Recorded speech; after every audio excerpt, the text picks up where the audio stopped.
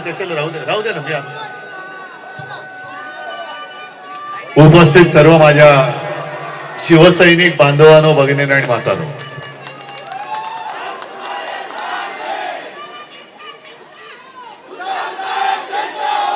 तुमचा उत्साह पाहिल्यानंतर माझ्याच अंगामध्ये हजारापेक्षा जास्त वाघांचं आणि हत्तीचं बळ मी अनुभवतोय. एक 2 दिवसापूर्वी मी मुंबईच्या त्या टोकाला गेलो होतो, चारकोप. निमित्त होता मालवणी जत्रोत्सव. आणि तिकडे गेल्यानंतर शिवसेनेचा कार्यक्रम तो काय सारसुर होत नाही, जवळपास जाहीर सभाच झाली. त्याच्या आधी मागाठाण्याला गेलो होतो, आज तुमच्याकडे येतोय.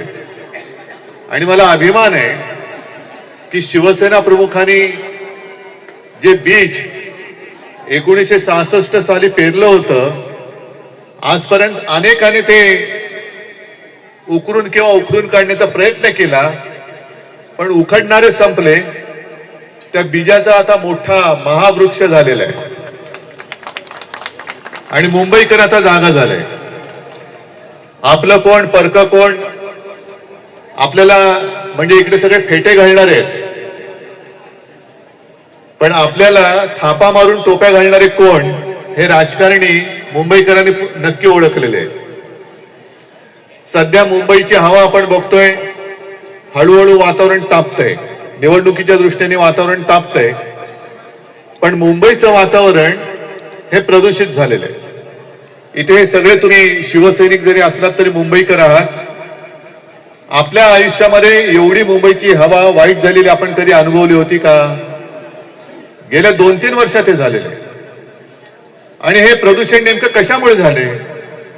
तर यांना जी काही आपल्यातनं गेलं ना, इकडचे सुद्धा निवडून आपण द्यायचं, मेहनत शिवसैनिकांनी करायची, आणि निवडून ज्याने दिलं ते खोके घेऊन पशा. गद्दारच आहेत ते. त्या गद्दाराने आपण आता यावेळेला त्यांची जागा दाखवायची.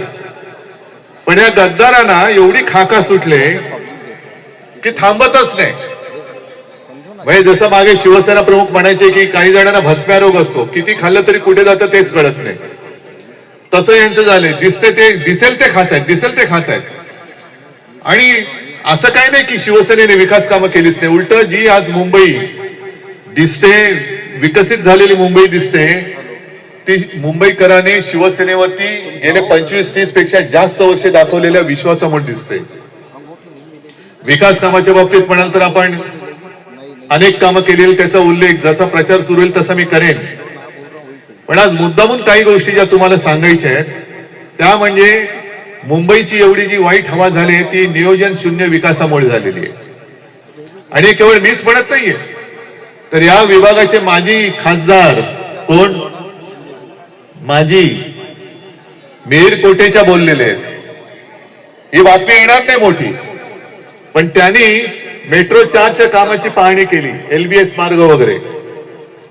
आणि धक्कादायक त्यांना पाहणीमध्ये असा निष्कर्ष मिळाला की 100 पेक्षा अधिक ठिकाणी प्रदूषण होऊ नये म्हणून जे काही दंडक लावलेला आहे त्याचं उल्लंघन झालेलं आहे. म्हणजे प्रदूषण कोण करते?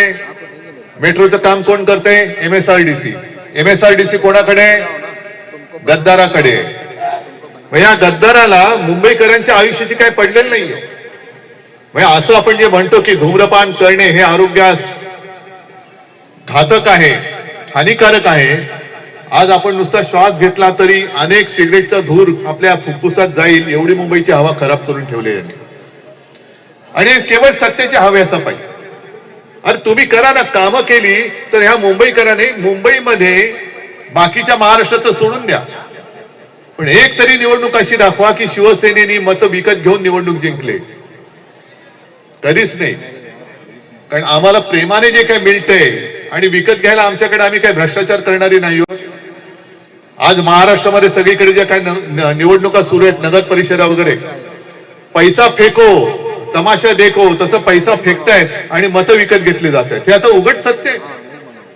अगदी त्या महायुती म्हणजे महायुती त्यांच्यामध्ये सुद्धा आपापसात मारामारी चाललेत. कोकणामध्ये अनिल परब तुम्ही सांगाल, तिकडे मालवणमध्ये वगैरे कशी एकमेकावरती धाडी टाकतायत. पैशाच्या बॅगा पकडल्या जात आहेत, पैसे वाटणारी माणसं पकडले जात आहेत, पण जो पकडून देतोय त्याच्यावरती गुन्हा दाखल होतोय, जो पकडून दिला जातोय तो आपलं त्याला क्लीन चिट का? कारण तो भाजपचा आहे, तो भाजपचा आहे. वॉशिंग मशीन मध्ये कोणालाही टाका, धुवून निघतंय आपलं. म्हणजे आता मुख्यमंत्री तुम्हाला एक एक मला वाचल्यानंतर का हसावं रडावं काय करावं तेच कळत नाही. या निवडणुकीच्या वेळेला त्यांचे एक मंत्री आहेत, नाव गोरे आहेत पण मनाने काळे आहेत. त्यांनी असं म्हटलंय खास करून महिलांना, तुम्हाला पटते का? ते म्हणे नवरा तुम्हाला 100 रुपये देत नव्हता, पण त्यांचा जो भाऊ आहे त्यांनी 1,500 रुपये दिलेत. म्हणजे तुम्ही नवरा बायको मध्ये भांडणं लावताय, नवरा बायकोत भांडणं लावते. नवरा 100 रुपये देत नव्हता, पण या फडणवीस भाऊने म्हणे 1,500 रुपये दिलेत तर त्याच्यावरती निष्ठा ठेवा. अरे काय कोणता नीच विचार आहे हा? नवरा पत्नीला सांगतोय की बायकोपेक्षा फडणवीसावरती विश्वास ठेव, आणि फडणवीस सगळे भ्रष्टाचारी गोळा करतोय. कोणावरती विश्वास ठेवायचा, कसा विश्वास ठेवायचा? हे सगळं पूर्णपणे यांचं हे नासलेला कारभार. त्यांच्या हातामध्ये माझा मुंबईकर, आपली मुंबई देऊ देणार नाही, जाऊ देणार नाहीच, अजिबात देणार नाही. मुंबईचा स्वाभिमान आहोत ना आम्ही, हिंदू आहोतच, पण केवळ भाजपमध्ये आहे म्हणून तो हिंदू, अजिबात नाही.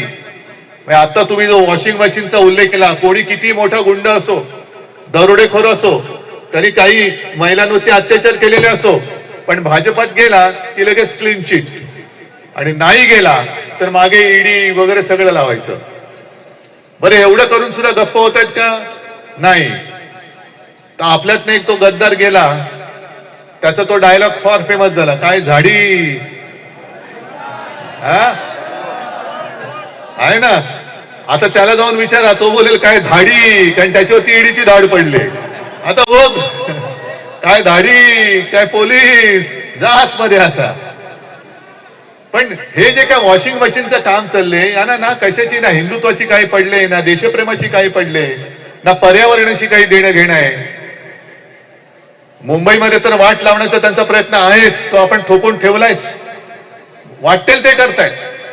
म्हणजे कुठे तिवरांची कत्तल चालले, कुठे झाडांची कत्तल चालले. नाशिकमध्ये आता हिंदुत्वाच्या नावाने झाडं कापणार आहेत, कारण आता पुढच्या वर्षी कुंभमेळा होतोय. त्याच्यासाठी काही हजारो झाडं तपोवनातली कापणार आहेत. बातमी कळली तुम्हाला? आपण विरोध करायचा की नाही, कारण साधू संत येणार, आम्ही हिंदुत्ववादी आहोत. पण झाडं कापल्यानंतर, तो कुंभमेळा झाल्यानंतर त्याच्यानंतर काय होणार त्याचं टेंडर आत्ताच महापालिकेने काढलेलं आहे. हे यांचं हिंदुत्व. मग तिथली झाडं वाचवायची कशी? नाशिककरांनी मला फोन केला की साहेब झाडं कशी वाचवायची? म्हटलं साधी गोष्ट करा, पेपरमध्ये बातमी द्या, तपोवनातली झाडं भाजपात दाखल. सगळी झाडं भाजपामध्ये गेली, बघा कत्तल थांबते की नाही. झाडं केवळ भाजपात जाऊ शकत नाहीत आणि गेली तरी मतं मिळू शकत नाही, म्हणून तुम्ही ती कापायला निघालात. हिंदुत्वाचं नाव घ्यायचं आणि कॉन्ट्रॅक्टरचं काम करायचं. म्हणूनच मी याला म्हणतो, मुंह में राम आणि बगल में अदानी. सगळं गपचूप आपला कारभार सगळं शेटजीच्या म्हणजे अदानीच्या खिशामध्ये टाकून द्यायचं. आणि आता ही जी तुम्ही जाग दाखवताय, मी आलो, अनिल परबने सांगितलं राजू तुम्हाला सुद्धा खास धन्यवाद द्यायचंय. पुढे घे, एक चांगलं काम तुम्ही केलं. कोणाचा वाढदिवस आहे यांचा? अरे यांचा वाढदिवस आहे आज. खूप खूप तुम्हाला मनापासून शुभेच्छा देतो. दीर्घायुष्य मिळो आणि खूप चांगलं काम तुमच्याकडनं घडो, या माझ्या मनापासून शुभेच्छा आहेत. पण ही जी काही जाग आलेली आहे, ही जाग आता जाऊ देऊ नका. बोलायला गेलं तर खूप होईल, पण ही काही जाहीर सभा नाही, केवळ आपल्या शाखेचं नूतनीकरण करतोय. आणि या शाखेचं प्रत्येक मुंबईतल्या किंवा प्रत्येक शिवसेनेच्या शाखेचं एक वैशिष्ट्य आहे.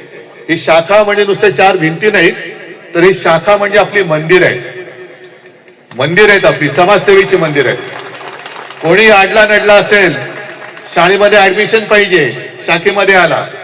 कोणाला रक्त पाहिजे, शाखेमध्ये आला. अँब्युलन्स पाहिजे, हॉस्पिटलमध्ये जायचे, नोकरी पाहिजे, ही जिथे सगळ्यांची दारं बंद असतात तिकडे माझ्या शिवसेनेच्या शाखेचं दार हे उघडलं जातं आणि त्या व्यक्तीला न्याय मिळून दिला जातो. म्हणून या शाखा आहेत. ह्या म्हणजे काय, गद्दारांसारखी खंडणी वसूल करण्याची केंद्र नाहीये. तर हे शाखेचं महत्व आणि शाखेचं पावित्र्य आहे. हे पावित्र्य असंच जपा.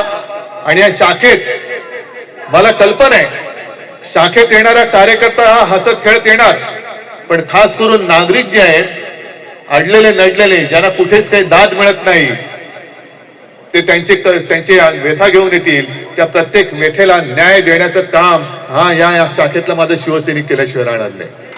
आणि म्हणून मी आलो कारण या शाखेमधनं शिवसेनेच्या राजकीय आयुष्याची सुरुवात झालेली आहे. कोण आधी होते, कोण कुठे खासदार होते, कुठे साले नगरसेवक नव्हते कोणी. त्यावेळेला शाखेतला शिवसैनिक हा आपला आधार आहे हे जनतेला जेव्हा कळलं, तेव्हा जनतेने आपल्याला एक एक महापालिकेचं दार उघडून दिलं, विधानसभेचं उघडून दिलं आणि लोकसभेचं सुद्धा उघडून दिलं. असं हे शाखेचं महत्व आहे. म्हणून तुम्हाला सगळ्यांना मी खास धन्यवाद देतो. एक उत्तम वास्तू इथे निर्माण केलेली आहे. त्या वास्तूचं महत्व हे पंचक्रोशीमध्ये पसरू द्या. शाखेचं महत्व, शाखेचं काम हे मुंबईभर चांगल्याने पसरू द्या. एवढ्याच तुम्हाला शुभेच्छा देतो. पुन्हा एकदा खास धन्यवाद. जय हिंद, जय महाराष्ट्र.